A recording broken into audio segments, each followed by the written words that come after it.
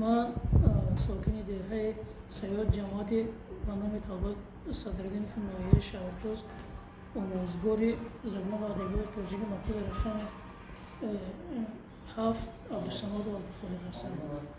حادثه واقعه‌های روزهای آخر در بدخشان و خصوص در روشان و خاروخ به عمل آمدن همه ما حال جماعت تاجیکستان را سخت به تشویش آورده است.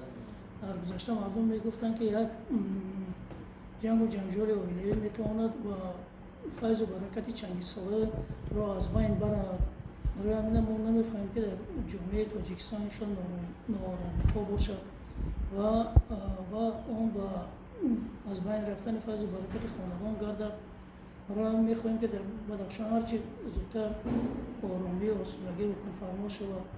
آموزگاران، زیاییان، موسفیدان و جوانان نصیحت کنند تا اینکه آنها با این بسر و سامانی ها خاتمه دهند. ما طرفدار آن هستیم که تاجیکستان صلح و صلاح و امنیت و آسودگی و رشد جاویدانی باشد.